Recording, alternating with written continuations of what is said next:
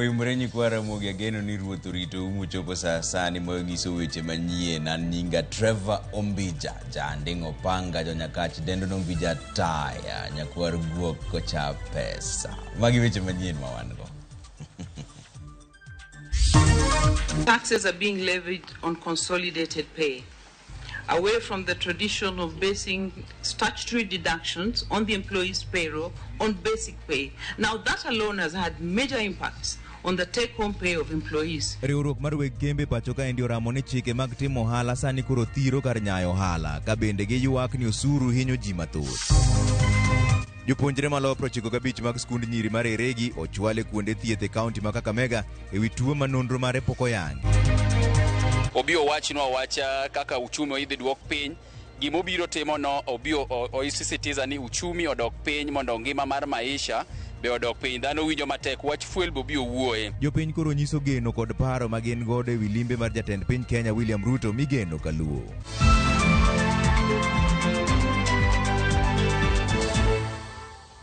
Eruru kamano kuom keto Ramogi TV ka endi jaloko marwa en Elizabeth Otieno. Wachakani gi weche manyien ni jatend piny Kenya William Ruto ogolo chik ne migepe duto mapacho ka mondo ndos budget magi mag hiko omenda mar 2023 nyaka 2024 gi atamalo 10 mondo res chenro mag sirikal masani nigi pek nikech pek mar uchumi. Romo mar jatend piny Kenya William Ruto ne obedo gi jotend migepe duto ne gichopo e winjruok mar duoko chien budget mondo mi okonye rieyo chenro mag dongruok ma owinjore sirikal otim. Ma endi biro mana ndalo achiel bang' ka sirikal ne osegolo marufuku wuodhe ma oyaye mar jotije sirikal madhi oko mar Kenya. Buch jotend migepe gonde bende opuodho ikruok ne tuke mag AFCON ma owinjore bitugi e pewe mochan loso kaka Nyayo, Kasarani, Talanta kod paw tuke ma Kipchoge Keino e boma ma Eldoret.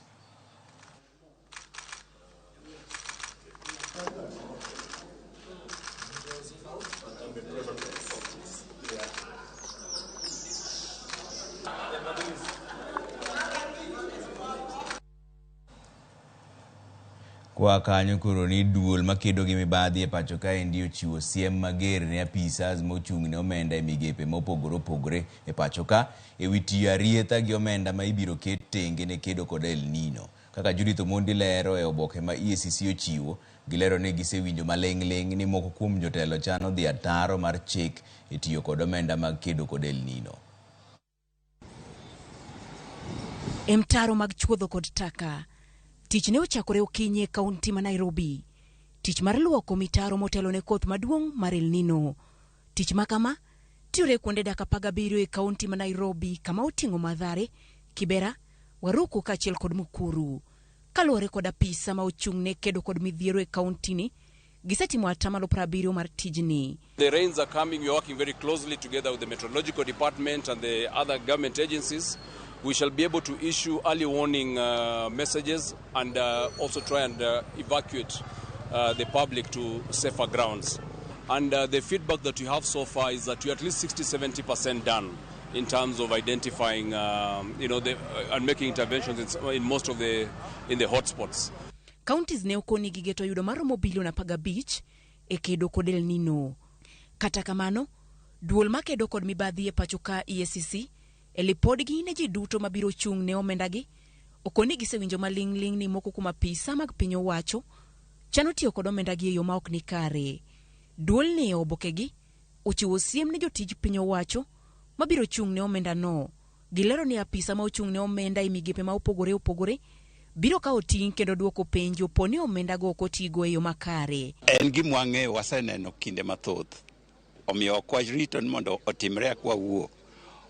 Wawacho ni mani gima timorega, wagolo onyo ni kaponi gima kamano timore to jogo man kod mpango makamano to ng'eni wan kodgi. Counties ma opogore kaka Nairobi, Kisumu kod mamoko osechako timo ikruoge motelo ne koth mar El Nino ma igeno ni biro dhi nyaka dwe mar 1 kaluwore kod jokor chal kor lwasi. Judith Omondi, Ramogi TV. Jatend piny Kenya William Ruto igeno ni dhi limbe Nyanza, ma en limbe ma jatend piny timo e tielo mar 3 kuom thuolo mar higa achiel. Penjo medo nyuolore e wi ber mag limbe jatend piny e alwora mar dho wadh Nam Lolwe. Jopiny bende chiwo geno magin godo e wi limbeno endo. Walter Nyambaga miwa ler. Jadi mathoth biro mar wendo kelo mor to kod chang ne jodala. Jopiny mayudore alwora mar dho wadh nam Lolwe geno limbe mar jatend piny William Ruto e telo mar adek chakre tich abich jumane. Limbe mathoth jodak orwako kod lwedo ariyo ka gin kod geno mag yudo dongruok Nyanza. Gimobiro timo no obio oisisitiza ni uchumi odok piny mondo ngima mar maisha be odok piny, dhano winjo matek, wach fuel bo bio wuoe. Kendo development ma obiro yawogi bang'e ni dhi konyo yudhe gi mine kabisa. Obi mondo rare gi jopiny, joluori ite biro rwake. E limbe Ruto mogik Nyanza ne oweyo ka oelo kapu mag dongruok kendo kapok higa orumo jatend piny molo Migori, Homabay, Kisumu kod Siaya. Wach mamoko kuom jotelo mawuok Nyanza kotelnegi kod jaod bura mauriri Mak Nyamita to kod Charles Owino okone timore kalure kod bedo mamuol to kod bolruok e lombo piny owacho. Gima oganda wa koro ningo penjore ni to limbe ka limbe mobire ang'o mowe chien koso ang'o mokelo. Onego wapenj ni to gigo manosingo bose chako timogi kamano. Kendo onego we encourage ker mondo omed biro e limbe pile ka pile obiro. Kes kama ker dhiye nyaka gimoro timre. Kama odhiye gimoro timre. Kata obed gimoro matis. Koro wan warwake kaka Migori. Last time mano biro specifically kaka oriri nochiko wana ni odhi miyo hospital. Kendo Jumapil ko biro odhi lay the foundation stone mar hospital. Contractor nitiere site kendo dhi nyime. Omiyo kero ng'eyo ni nyako tem mondo bring piny mar Luo e sirkande. Mondo oti gi resources mag Luo nyayo economy ma Kenya, kendo ti gi resources mag Luo kata mana mar rieko mondo wa develop go Kenya. E chenro mag limbe jatend piny geto bedo kod jopur to kod jo alama Nyanza kalalruok makamano nyalo kelo fungruok ne sekta mar pur. Mbuta gi ngege watiyogo for a lot of export miyo Kenya revenue. Nam Lolwe be watiyogo e transport. Mwa connect go wadhi go Port Bell, wadhi Mwanza, wadhi Kuru. Kendo wanyalo tiyo kode maber moloyo. Mawabed go hala madongo. Omiyo ker nyaka oneno ni mondo bi, mondo ti kodwa. Gowi mane sukari ni, kambi ma sukari nitiere godo billion ariyo 7.2 billion shillings. Nyewa sekale bunge through initiative mar serikal. Lobo yombe beno sekale mondo Kenya ogol oko gopego. Sani koro jopur masoni biro yudo karibu milion 900 biro chulgi. Jotich manche poko chul about 1.1 billion ibiro chul. Kasto koro kambi dong maonge gowi makoro kata kan tiere investor ma biro donje kata ka koro ng'ama timo investment in whatever en gi a clean balance sheet. Kata kamano limbe no bende neno kagima en mar medo mbi mar William Ruto e gwenge mag Nyanza. Urban development biro kata dongruok okwago chongwa piny nyaka wabed mna jokma orito no development ni ikeleyo makare. Okwadhi go chongwa piny nikech samo go chongwa piny nyiso ni wadhi kwecho. Wan waketo UDA mondo dongi mondo wabe wabed kod an alternative party. Mano party ne omiyo ko biro motiyo maber to chieng' moro ka jigo kura mitok jopiny no here nogone kura. Gilombo ganda mondo nyakwe e kinde limbe no e kendo nyisa chiel mar oganda. Wan waya uru rangach kopo ni gik manetwenyo got koro nyalo ridore e nam. Odonja nyaka e nam. Wan kik warengo lala e nam wawuogi mondo wa receive gik manonego dhi ewi got. Walter Nyambaga, Ramogi TV. Riwruok mar weg tije pacho kaendi FKE onyiso luoro ewi pek mar uchumi mar Kenya mapod medo mana kethore kaluwore gi medruok mar osuru gi osara mar jotich. E nyim komiti matayo twak e Bomas of Kenya, FKE kokalo kuom jata tije margi Jacqueline Mugo okoni chike ma sirikal oketo gin mamedo hinyo uchumi kata doko ni sirikal to wacho ni gitemo chiero uchumi mar Kenya. Jafumbo marwa Eric Owenga miyo ler mar wachni. En ywak mar riwruok weg tije ma pacho ka FKE kalure gi pek mar uchumi ma weg tije go wacho ni omedo nyoro jotije ma pacho ka. Jatatije mar FKE Jacqueline Mugo mane ochopo e nyima put matayo twak mar thek Bomas of Kenya wacho ni medruok mar osuru e wi osach jotich mokel gi chike manyien mar omenda osemedo nyoro yuto mar jotich. One trend that we've seen in the recent past, Chair, is that taxes are being levied on consolidated pay. away from the tradition of basing statutory deductions on the employee's payroll on basic pay. Now, that alone has had major impacts on the take-home pay of employees because you're taxing employees on allowances for transport, for DSA. Wach ma ochiw gi FKE e nyim kamatino biro e kinde ma oboke mar Bloomberg osegolo ripot manyiso ni chiro mar Kenya mar wilo pesa en achiel kuom mago ma oriedi e kidienje mag chirni machal margi ok ber e kindeni. Today we woke up to the shocking news that Kenya is the worst performing stock exchange in the world. How did we get to that position? Federation of Kenya Employer wacho ni chike ma sirikal okelo mag temo chiro chumi gin mago ma omedo siko chumi kendo chalo ma gisogore Rwanda. We appeal to the executive and parliament to address this matter by involving all stakeholders in the process of developing policies and laws that reduce poverty, enhance economic growth, and promote competitiveness and create a favorable business environment. Sitiko bende kweth mar Azimio la Umoja mane otelni gavana machon Malai Kipia Nderitu Mridhi bende nosemo sirikal e wiro chuok mar uchumi. I think we be allowed to ask questions. We are not far from finished. We are not far from finished, Madam. Let's urge that you wind up. You will find on close examination that the issues of cost of living are in fact contained within Article 43. So 3 broad points we'll address very quickly on the cost of living. And those 3 points are what drives cost of living. And those things are the management of exchange rate, the management of public finances. Azimio manakaka riwruok mar FKE lero ni weche mag usuru koro biro soyo Kenya ahinya to chumi kamadeny. Now, we've said to the committee, management of public finances as a key driver of the cost of living questions. Why? Because taxation and borrowing have a direct bearing on what happens to the citizen. Policies and instruments that have been placed already in Parliament, for example, the budget policy statement and the midterm expenditure framework. What does it call for? It calls for increased taxation. So next year, taxes are expected to go up 400 billion. And we therefore recommend that the Finance Act should be amended to remove the housing tax levy because there is a possibility that it will not perform well as envisioned from the previous history that we have. Odiochieng' ma kawuono, kweth maromo 20 ne ochopo mar chiwo pachgi ni kamitini. Hawa biro kaka wariwore gi ogendni moko mowuok kuonde mopogore opogore kwayo ni omed counties 10 manyien Kenya ka. Masuba en achiel kuomgi.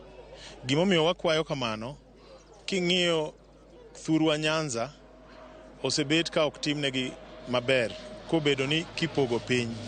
Nyanza osetuon constituencies kata mang'eny. King'iyo population mar jo Nyanza owinjore wabed gi constituencies moko madhi mana 12 ma waongego. Ndiwa owinjore nosepogi, Karachuonyo nosepogi, Nyatike nosepogi to gigo pok otimore. Kata weche mag county, Nyanza nowinjore bed gi counties 6. Nok owinjore gibed gi counties 4. Eric Owenga, Ramogi TV, Bomas of Kenya, Nairobi. Gavana mar kaunti ma Nyamira Amos Nyaribo otony e lwet MCAs manyocha chano gole oko e ofis. MCAs 18 opuodho telo mar Nyaribo ka MCAs 16 ema ne ogoyo ombulu mondo mi gole oko e telo. Paro mar golo Amos Nyaribo e kom ne opedhi gi MCA ma Esesi Ward miluongo ni Josiah Mangera mane dwaro ni gol gavana ne telo ne ketho maromo 9 ka ranyisi gin tiyo marach gi apis gi weche mag tiyo marach gi mwandu mar jopiny. Thank you, Honorable Obara Edina Mora. Paul. Abstain. The noes were 18. And for such a motion to carry the day, the ayes were to attain a threshold of 2/3, which is 23 votes, which the motion did not attain the threshold, hence has been shut down. His Excellency the Governor Amos Nyaribo has won the vote for impeachment, 18 against 16. This was the most blatant abuse of power by any county assembly, whereby you have your opponents ganging up, including your deputy governor, to remove you from power so that they can be in power. So on behalf of my ward and the people of Nyamira, we want first to congratulate His Excellency the Governor Amos Nyaribo, and then to say that governors should be allowed to do their work. Siku ya leo MCS tumesimama, tumesema tunataka hawa wenye wanashiriki katika hili kitendo cha kutaka kutoa gavana mamlakani, tumewaambia leo washindwe ili waache gavana afanyie wananchi wa Nyamira kazi. Jotelo abiriyo magini apis madongo weg migepe ma kaunti ma Siaya opuodhi ne tich ayanga e nyasi mane otelne gi gavana ma Siaya men James Orengo. Jotelo go ne ok ochamo muma mar apisi kaluwore kod bura mane nie doho ma Siaya makwedo gwelo margi. Chenro no Professor Jacqueline Oduol ne ochamo muma mar apis kendo bedo jatend migawo mar pi kod alwora bang' kane od bura mar kaunti othiche oko e apis. Caroline Anyango e dwe mar adek higani ka iwachone ni en be nokoti maber kendo gi teko mare ofis. Newly appointed. Good morning. Thank you the County Executive Committee to the team. I will spend a few minutes. Do we have the other boards going? This is a happy occasion, and I want to congratulate you heartily, and look forward to working with you, knowing that you are going to deliver. You will be required to synergize with those who are in the County Executive Committee and those in the county government generally, so that we work together as a team for transforming Siaya and making the life of the people of Siaya better. Od bura mar kaunti ma Siaya ne ok otiyo kod budget mane oketnegi kaka dwarore. Maendi en kaluwore kod lipot mar janon buge omenda mag piny owacho. Lipodno yango ni onge ler ewi moko kuom chudo mag wuodhe pacho kaendi mane jood bura ma Siaya otimo. George Bati miwa ler. Duoko mar nonro mar janon buge omenda ewi kaka od bura mar kaunti ma Siaya notiyo kod omenda hik omenda 2021-2022 oyango ni tija od bura ne ok nyal timore makare kaluwore ni gitiyo kod omenda mapiny kopim kod bajet manoketi. Ei bajet mar bilion 1,167,787,262 manoketi ne od bura mar kaunti ma Siaya, janon buge omenda okoni jood bura go ne oketo e tich mana 1,885,485. Ma nyiso ni 2,479,436,777 mena tamalo 24 mar bajet manoketi ne okotigo kendo tije manunjo bed ni od bura timo kod omenda go ne okotim. Janon buge omenda bende okoni od burano ne okochano tijene malong'o ma okelo chochni e chudo mag jotich. Lipod no yango ni 1,323,683,351 manoketni chudo mag jotich koting'o 37,628,430 manoketni chudo mag jotije lwedo. Kata kamano, nywandruok ne obedo ka 6,468,550 manunjo bed ni oketne tayo apise mag MCS Award ne oketi kaka chudo mag jotich. Gajruok makamano miyo janon buge omenda onyiso to ewi kaka 1,37,628,430 manochul jotije lwedo e hik omenda mag 2021-2022 notiyo. Chudo ewi wuodhe ma pacho kama jaod bura go koni ne gidhiye bende okelo chich e rameny mar janon buge mag omenda.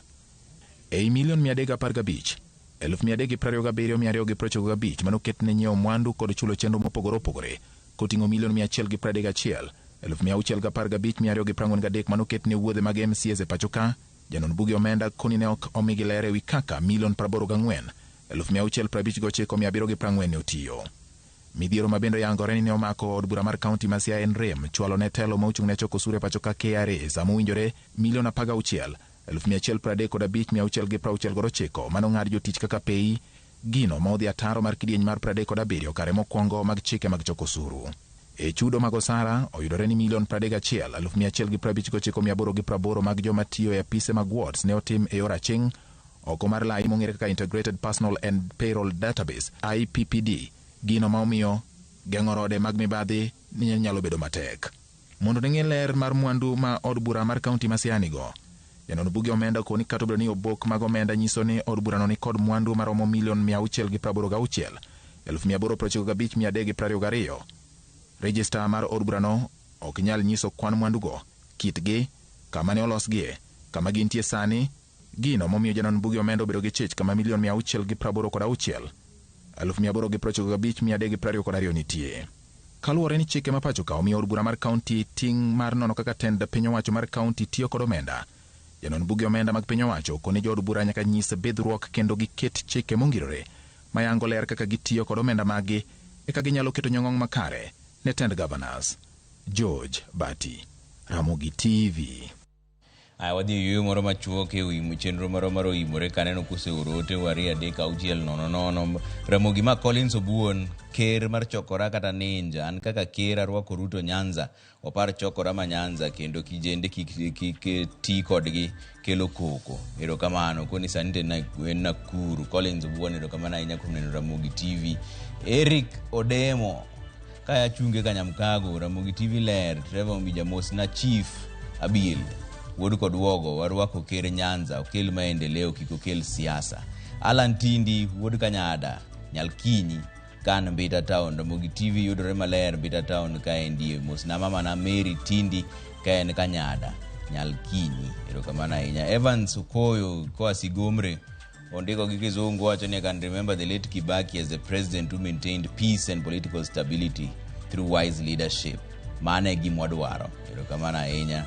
Neno ka chenro pod dhi mbele ka endi 36000 kaka nyalo yudo wangiso kama ineni Ramogi TV gi pachi wach mar chenro mar jatend piny Kenya biro area ma Nyanza. Kik dhi mabor ahinya, oduogo bang' dakika matin.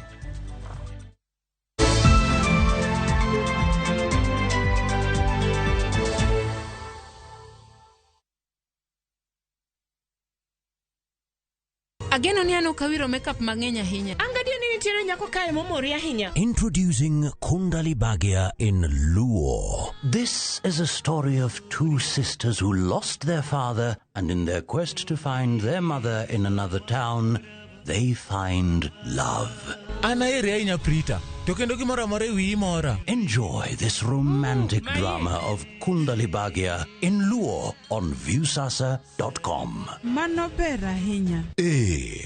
Era mit, era odak e kindwa.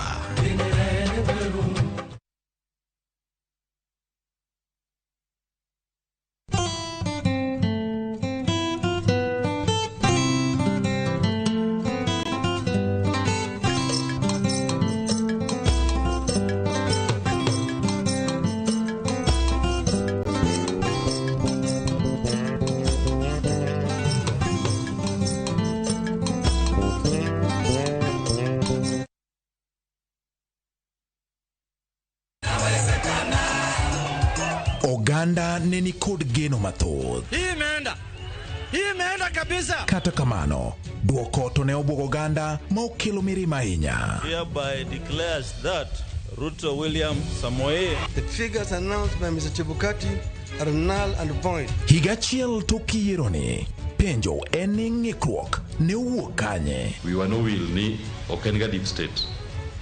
Gini en ga jopiny. Samoro wanyalo bedo gi miluongo ni overconfidence gi dho ngere. Gini wasekawo. Koro ng'ato chiwo sa 12 pok odhi go kura, en oseyang'o diel. Gini wasetimore nade? Gini wasekawo. Ng'eny jowa kane oyudo tiko ne gidhi e honeymoon, ne gidhi chelo ko celebrate, gin ne gimanyo kombegi. Tudri kod jafwambo marwa Chris Owino ka onono matut gima dine kel rem mar oganda Luo goyo kura kaka ne dwarore. Mana e Ramogi TV.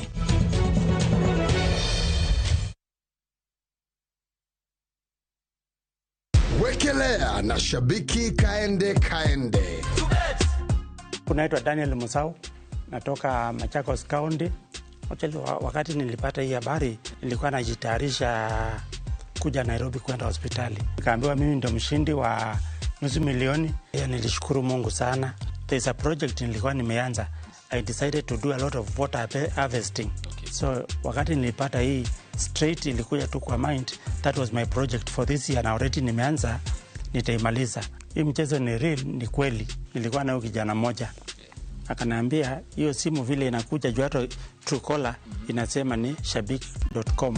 Wekelea na 50 bob pekee for a chance ya kuomoka na 500k. Lazima kaende, yende kila wiki. Play responsibly. Betting can be addictive. Not recommended for the persons under the age of 18. Authorized by BCLB number 587.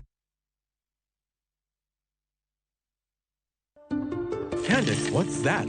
I brought you a small bonus. Bonus for what? You got us 299 family dinners, 64 kisses on the cheek, 12 road trips to see grandma, 42 jokes from daddy, 49 laughs from mommy. In over 60 years of dealing with numbers, we've learned that the numbers that matter the most to you are the ones that matter the most to us. NCBA Bank. Go for it.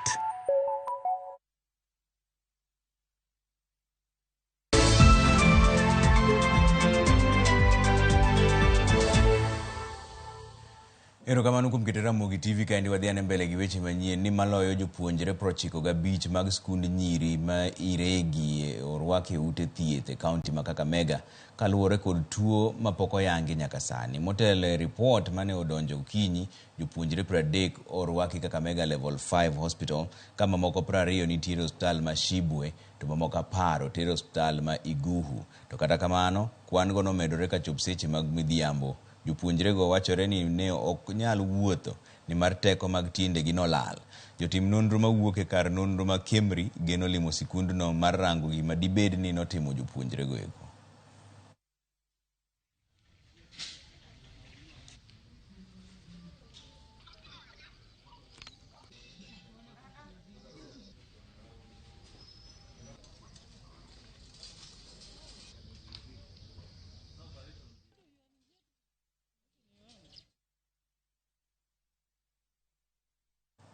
Kore na yanga ni Kenya chwalo bila madhi konye jiwo kwe piny mar Haiti, maendi bang' ka riwruog piny mangima United Nations nyopuodho kang' makamano. Jatend Kenya William Ruto koni okang' ma okawo kod UN en mar Kenya orwako gi sironyo, kendo Kenya ochiwore mar neno ni arita kwe oyudore Haiti.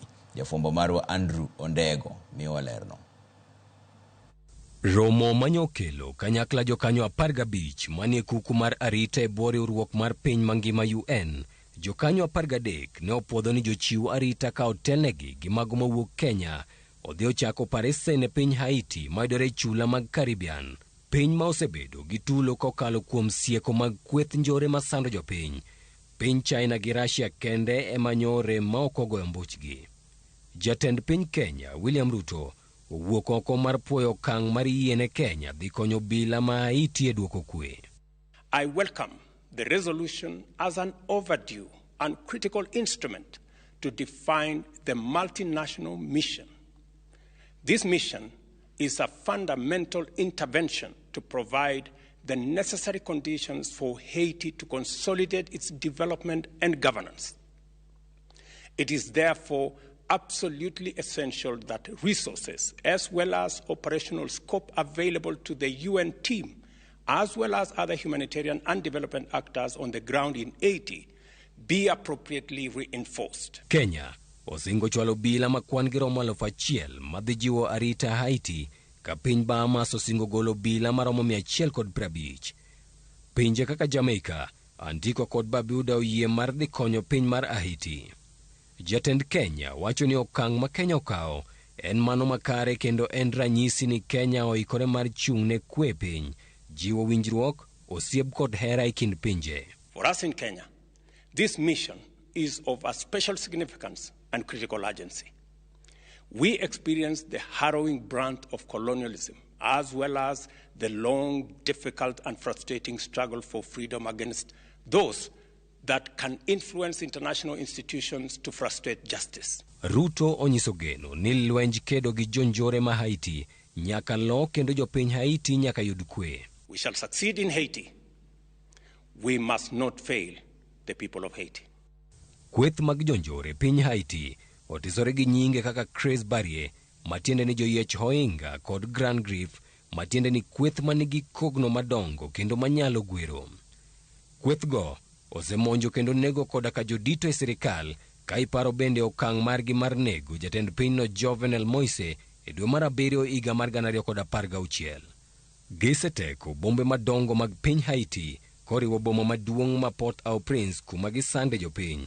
Lipot mar riwruog piny mangima UN yango ni mohewo ji 2,400 osewito ngimagi kaluwore gi rochruok mar arita kwe e pinyno e higani.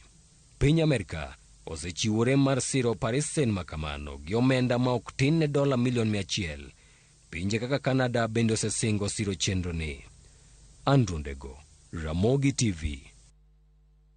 Jopuonjre mbalariany mar multimedia e kaunti ma Nairobi kaendi nobago ng'anyo kinyi ma kawuono ka giseyo tend mbalarianyno kaachiel kod bad migawo machiwo omenda mag hola ne mbalariany miluongo ni HELB.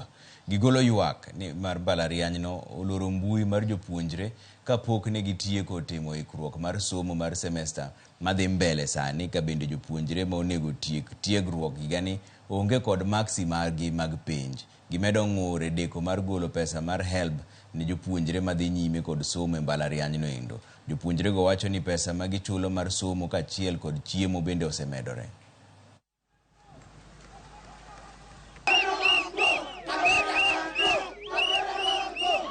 Comrades, power! We are going to tell you, comrades, we cannot engage a rogue administration, comrades. Kaberia must go! Kaberia must go! Kaberia must go! One wacho wachachiel moriere kandawa. Shida ma wan godo kae kaka comrades. Sani wasoto marach. Kawuono nwa mondo ka sapaka chiel gokinyi. Sapaka chiel gokinyi. Wadwaro wakiwa. School ka wacho ni onge pi. Pi to pong malach. Pi ng'eny malich kae. Ni Nairobi. Makunai aoro pong. Makunai Nairobi. Makajiado. Hostels tangu zijengwe 205 hawajai renovate. Kila mwaka hawajai renovate. Na wameongeza accommodation fee ya 10,000. Wanaongeza accommodation na hostels zilibaki tu vile ziko. Riwruok ma ok mar piny owacho mong'ere ni Forum for African Women Educationists FAWE oyiero sikunde 8 mag nyiri e kaunti ma Homa Bay magitere masinde mag kompyuta ne jopuonjre. Masindego ing'iyo ne dhi jiwo jopuonjruok e weche mag nyodo kendo puonjo nyiri e yore mag ritruok kod geng'o timbe manyalo rocho ngimagi. Jafwambo marwa Ali Abich miyo ler mar wachni. Lweny mar kedo gi wachi ma oyiw kod keny momondo e kind jopuonjre manyiri e kaunti ma Homa Bay. Sirikand kaunti ni kod riwruoge mopogore osebedo ka kedogo kaka yorno mar jiwo somo jopuonjre manyiri. Riwruok mar FAWE Kenya mosebedo ka siro somo jopuonjre manyiri e gwenge ma opogore en achiel kuom migepe ma koro wuok oko mar siro somo jopuonjre manyiri e kaunti ni, ka gichiwo negi masinde mag kompyuta ma ginyalo tiyogo e yudo puonj e weche ritruok mamulo ngima mar nyodo kata sexual reproductive health, ka masinde oting'o chenro mopogore ma jopuonjre nyalo yudo lony kaka ginyalo ritore. Chenro mar kelo computers e school dhi konyo nyathi manyako gidhi bedo gi ng'eyo matut e weche mag ASRH, to kendo dhi konyogi ka gidongo to gibet gi knowledge gi wisdom e gik madhi nyime e ngimagi kaka nyithindo manyiri.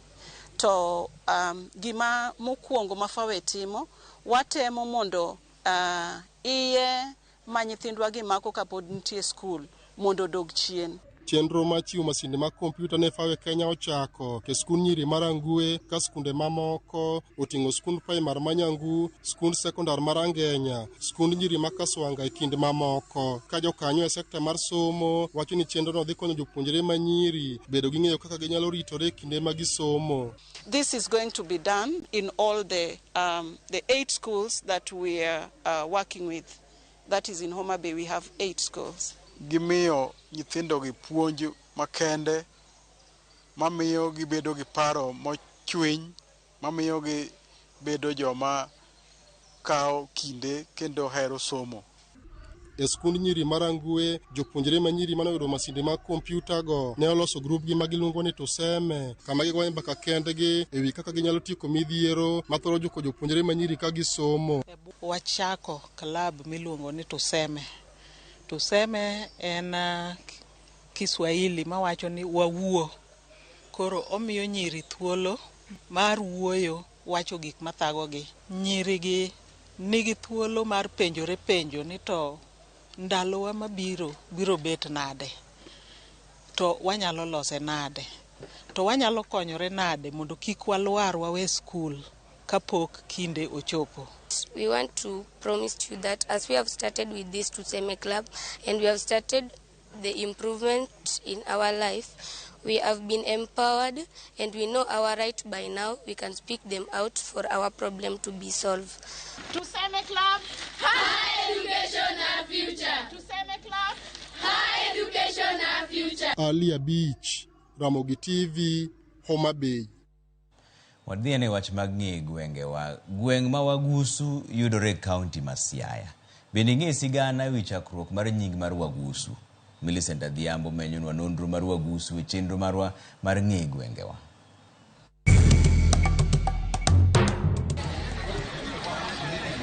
Mana kaka pile nyakoromoga Joang, arwaki kendo e chenrowa mar ng'e gwengewa. Pod wago tach mana e kaunti ma Siaya, kaunti namba 41. E ward ma Central Sakwa, wane gweng' miluongo ni Wagusu. Iwacho gani wuothe kinenya kwa Ramogi. Anang'e gani nyinge madhigi Wagusu, Ogusu, ang'e mano Gusu mar bando, mabende jomoko luongo ni Osoglo ama Oguslu. To kawuono ayudo ni en nying gweng'. Iparo ni ang'o miyo jogweng' nyalo chako kama gidake ni Wagusu machiegni. Nyakoromogi wacha kanena kod paro mopogore mawuok kuom jogweng' ma Wagusu. Wagusu ne en ng'ama miyo to notedo nodongo. To koro kaka odongo ne chuore to nodhi omiyo chuore nying. To ne ginyuolo nyithindo mang'eny. Nonyuolo muoda, onyuolo rateng', onyuolo afwamba, to onyuolo ndiri. Koro joge nodhi ma odhi okendre bang'e ma koro Wagusu obedo ni ne en Wagusu kamano. Original Wagusu nowuok kuma iluongo ni Waende. Koro Waende no nonyuolo yawuoyi 5. Moro ne en Nyamwanda, moro ne en Wagusu, moro ne en Ende, moro ne en Mnara, to gi Chidha. Koro mane ma kama ne Wagusu pogre mowuok ma Wagusu obedo kae. Gusu ne en mama. To ne en mama manokend gi ja kamoro ni Kamluang mamalo. Koro mama ni nonyuolo wuoyi miluongo ni Rateng', nonyuolo muoda, nonyuolo adero, nonyuolo nyandiri. Koro e nyandiri ka ema ne en dhoot marwa maduong' ni iluongo ni Gusu. Gusu no ne en dho nam mar beach mar nam mane mine ne luokre ka rech obiro tikelo to ji chiemo. Koro wuoyi manonyuol ne Gusu ne en ng'ama duong' kendo ne en ng'ama ratego manong'e tije duto te mane Gusu nyalo konyorego. Bang' winjo paro mopogore ma jogweng' oselieko kotene kod nonro mar gweng' ma Wagusu. Adier ni kanye? Ne wa originate from Got Ramogi. Kwarwa iluongo ni Matar. Now the family of Matar modong en kowuor wuon Oguna manyakwaro ma iluongo ni Dok Leunda, iluongo ni Dulo. Ne wadak kamoro miluongo ni Sinyanya. Lo modongo mamodake cha machalo Wagusu. To kano luongo ni mondo wadog wasettle kanyo, parents wa nodagi. Nok wanyal dok chien nikech maugo nosegolowa kanyo. Ko ne gidwaro few people mondo dogi. To ne wabiro kane walure gi Lake Victoria. Ma ji obiro settle ka. Kama Wagusu nitie ni ok ne jo Wagusu ni nitie, Wagusu ne ni Sinyanya. To jo Uyoma mane ni ka. Ma wiya jo Uyoma ma pod nitie ka be nyaka sani. Ma gichalo Wagusu to jo Ijiyok ong'e ni gin jo Uyoma. Mano settle ka before. Kane jo Wagusu biro ka to no riembo jo Uyoma ka. To few jo Uyoma mane related to Wagusu mane settle ka. No do. Moko no kendo no kendi nyigi, moko ne nyikepe mane wege gi nonyuolo kanika, to gino kepe jo Wagusu ne gidong'. Mane kaka ne Wagusu ochako settle mos. Gweng' ma Wagusu, umbe landore kod tim mane? Ne en kama ne kunye goldi. Koro kaka dhano ne yakweni mopogore ne giromo kaka ne gikunyo goldi ma center ni odhi olokre kaka gold mining center. To things have changed gold sani kunyo kadhi piny ahinya. Gimwang'eyo ni nitie wealth man nitie waguso ka, ni in every home, ng'ata mokunyo kadhi piny, gold nitie, onge ng'ama nigi lad maonge gold. Gima watimo ka en watimo mining en gold. Ma ng'enyne ji tiyo kae. Dongruok mage ma jogweng' makae nyalo kwano e ngimagi nyaka ne gweng'ni ne chakre nyaka sani. Kan wang'iyo dukni nitie matin kabisa. To gi sani koro dukni ng'eny, nam bende nena gima ne lowo mana matin, sani koro nam nitiere, wan gi fish banda kachicha, rech nitie, wanyalo kawo rech wauso. Goldi bende sani osadhi ma o develop maduong' ma sani wan nyaka gi kwene miluoke goldi mang'eny kabisa ma ikelo loche biro ka to kelo cyanide ka to pod giluoko, wan be pod wanyalo uso cyanide go watere kwende ma watime lynching mantie around kwendegi. Chon ne dho nam ne en kama notimo saka to notin. Koro dho nam ni en nam mowuok e lek, ok en nam mar aora.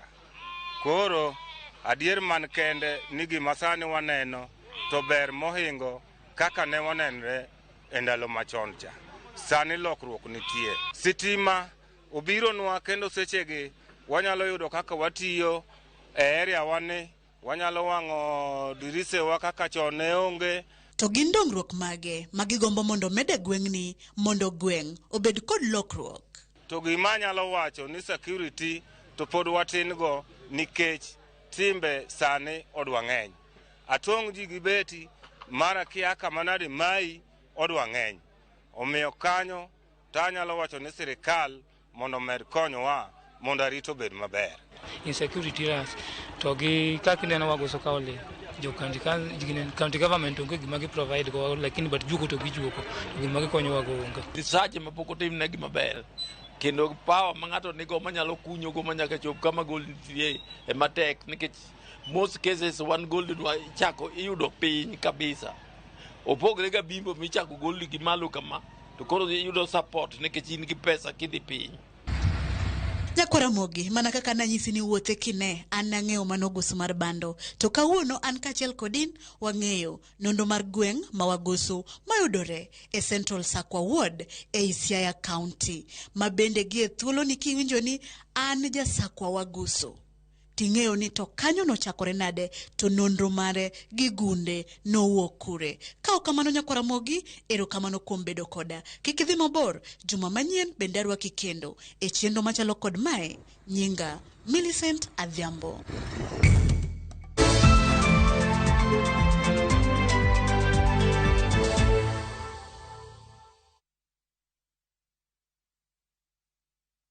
Ageno ni ano kawiro makeup mang'eny ahinya. Angadio ni nitiere nyako kae momori ahinya. Introducing Kundali Bagia in Luo. This is a story of two sisters who lost their father, and in their quest to find their mother in another town, they find love. Enjoy this romantic drama of Kundali Bagia in Luo on viewsasa.com. Mano ber ahinya. Era mit, era odak e kindwa.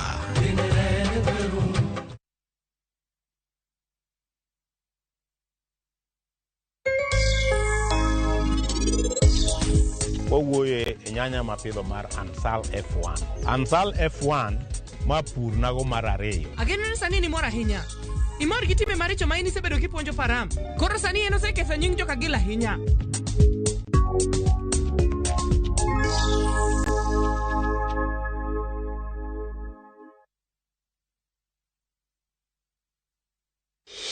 Setting up a fundraiser is now just a click away. Visit www.saidika.co.ke and start your fundraising journey today. Medical emergencies, funerals, weddings, supporting your church, school, or corporate needs, Saidika makes fundraising much easier. Once you visit www.saidika.co.ke, select Start a Fundraiser and watch your cause come to life.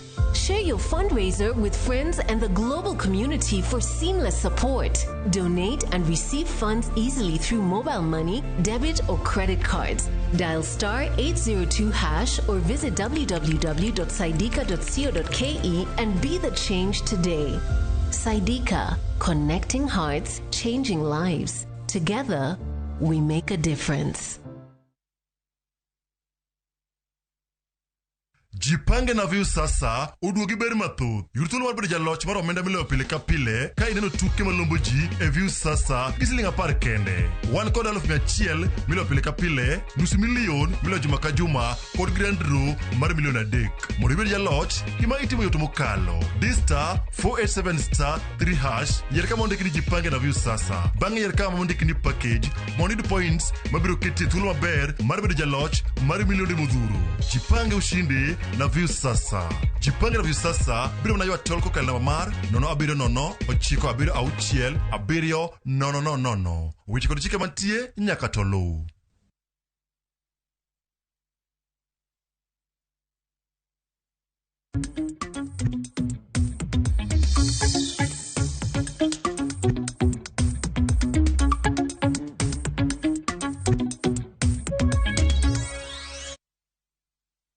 Jane chenro mag ohala ni ikruok dhi nyime alap mar Lichota e kaunti ma Migori kama nyisruok mar kit pur, pith kod lony mamoko mag pur mabende ong'ere kaka Agriculture Society of Kenya Show idhi tim e kind tarik 5 kod tarik 7. George Juma miyo mathoth ewi ikruok matimore sani. Ma otelo ne nyasino mar nyisruok mar kit pur, pith kaachiel kod moko ma obagi Lichota mabende ong'ere kaka Agriculture Society of Kenya Show madhi chake tarik 5 mar dweni e kaunti ma Migori. Apisas mag piny owacho mar kaunti ma Migori ne otimo limbe mar ng'iyo ikruok madhi nyime.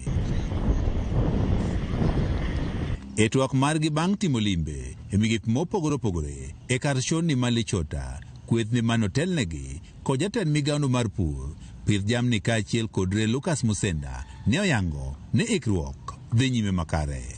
Our round is actually pointing that the level of preparedness is good. The departments are ready.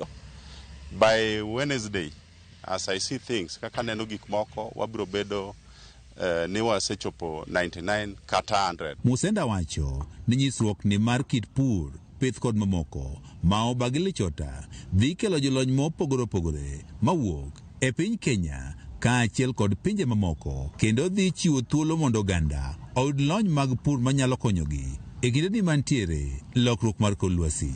This year we are looking at up to about 50 or so different exhibitors who will have various stands within the showground, and we have a lot more that is actually lined up. The show nowadays, it's not just an agricultural show, it's also a trade show. So various businesses are welcome to come and display what they have.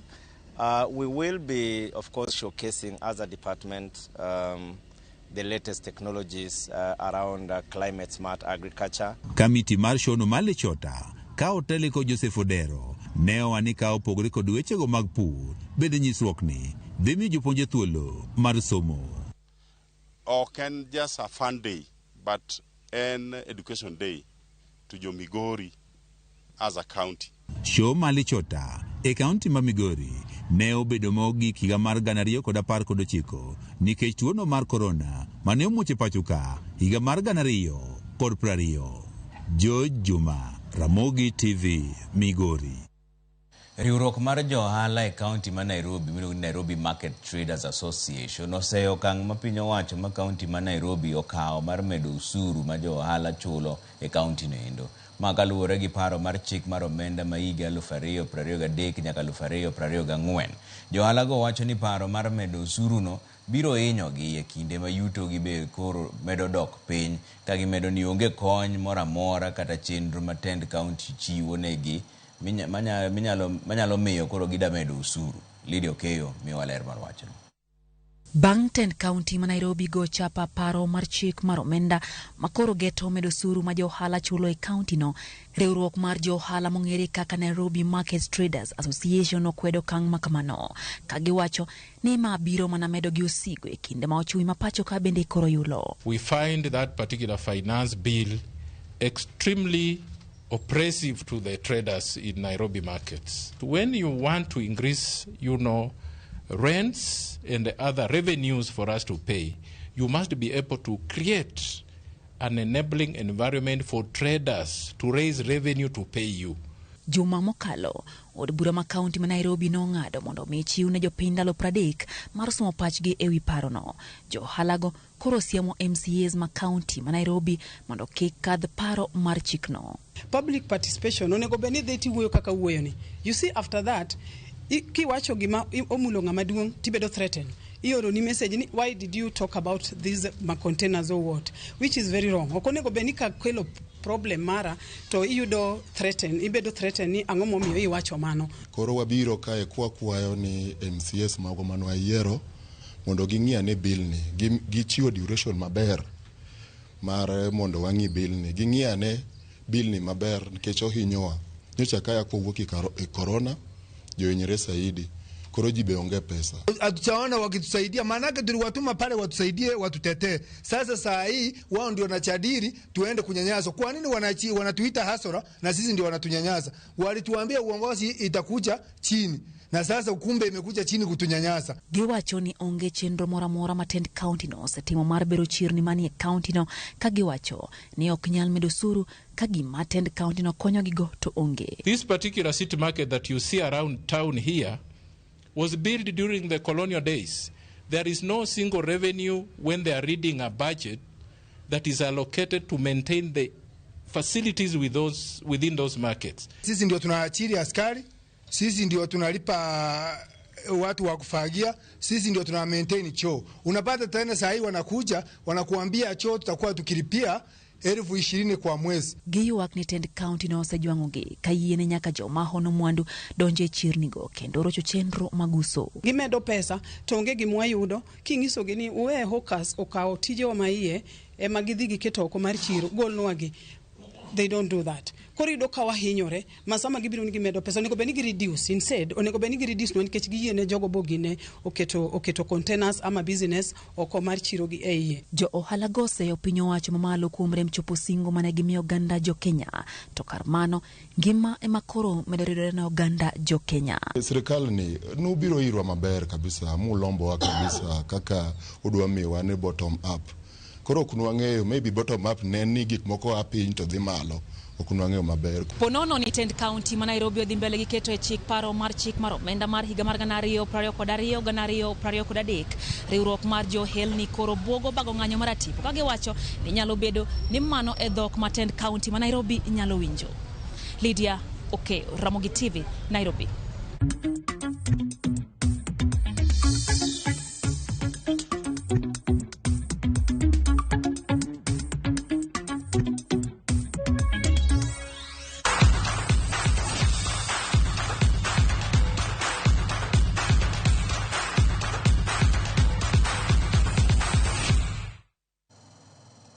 Wadonja ne weche mag tuke ni tim nyiri mar Kenya moting'o jotugo ma hikgi ni piny ne 20 osechako timo ikruok margi ni tuke mag manyo tiko mar tugo e tuke mag pinje duto.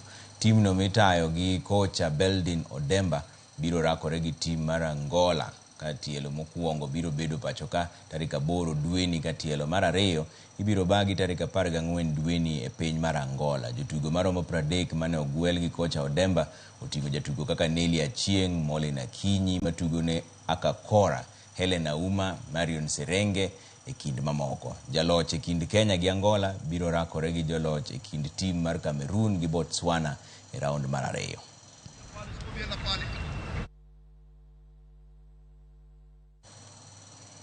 Frederick Pulei mawuok e kaunti ma Kajiado bedo jaloch mar siling 500,000 e Shabiki Kaende jackpot. Pulei ma en japur noyudo makare tuke 11 kuom tuke 13. Kano yudo mich mare, Pulei nolero ni obiro tiyo gi omenda no e yo yawo ohande mar pidho gwen gi dhok. Nyaka sani ji maromo 26 osebedo joloch kendo yudo omenda maromo milion 13. Ka idwaro donje piem mar Shabiki Kaende jackpot, or ote machuok mar KJP e namba mar 29063. Inyalo bedo jaloch mar siling 500,000.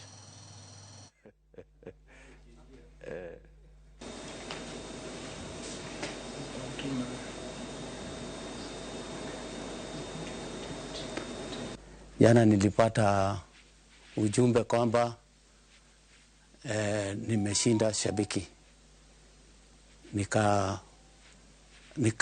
Nilikuwa pale nyumbani, tulikuwa na mke wangu, nikashangilia sana, niliruka, nikamwambia Mungu asante kwa sababu nimekuwa nikitamani kushinda.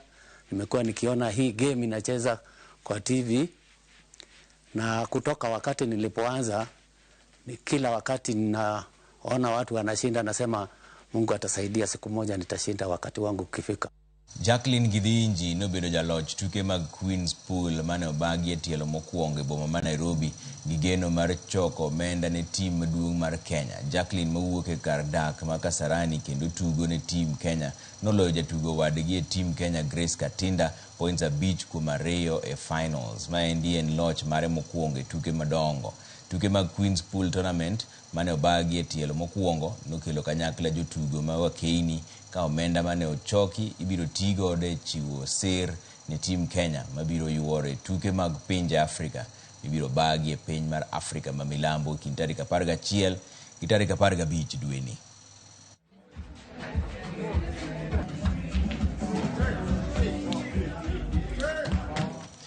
Joloch tuke mag volleyball e kind wakeini pinje mag Afrika higa mar 2022 KCB noloyo tim mar DCI sets 3-0 e tuke mag volleyball league maduong' mane obagi alap ma Kasarani Stadium. Jobengi ma KCB noloyo kwach kich mag DCI sets mag 28-26, 25-17 gi 25-15 motelo ne tukego mar adek gi tim mar Kenya Pipeline. Kocha mar KCB Jafeth Munala ni kod geno ni tim no biro kawo kombe mar Kenya kata odoko ni odiochieng' makiny gibiro rakore gi tim mosebedo ka chandogi kuom kinde malach. But I'm happy that our receivers corrected their mistake, especially in the third set, and everything went well. But in the first set, we had a big problem in our reception a bit, and which gave us a challenge. But I thank God that we were able to correct it in good time, and we were able to do perfectly. When we were training for these playoffs, our target was to win all our 3 matches and take the title home, and that is still our target up to now. So far, we've won our 2 matches. We still have 1 more to go, and we know that tomorrow we are going to do our best as a team. We want to take this cup back to KCB because it has been long overdue for us. So far, so good. 2 matches won. We only have 1 match against Kenya Pipeline, and we are hopeful that we have that hope that we are going to win the match against Kenya Pipeline and be the champions this year.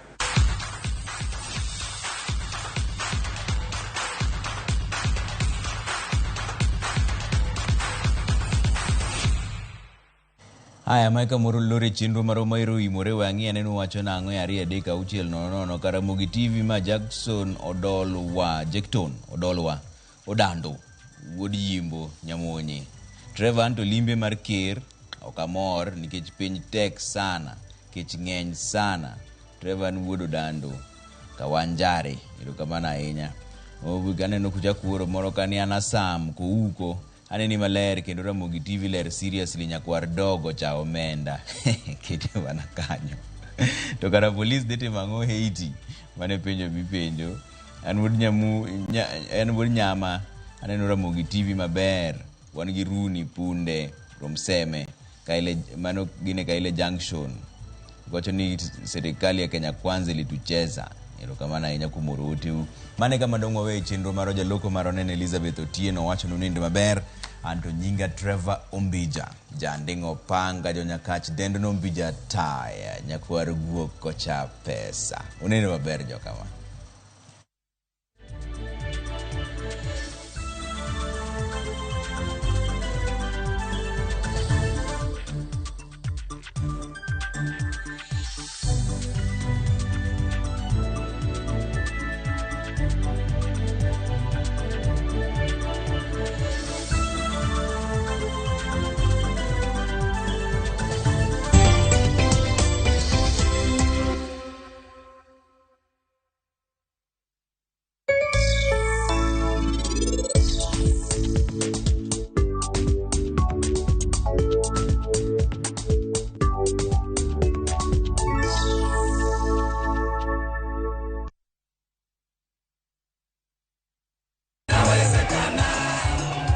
Oganda neni kod geno matho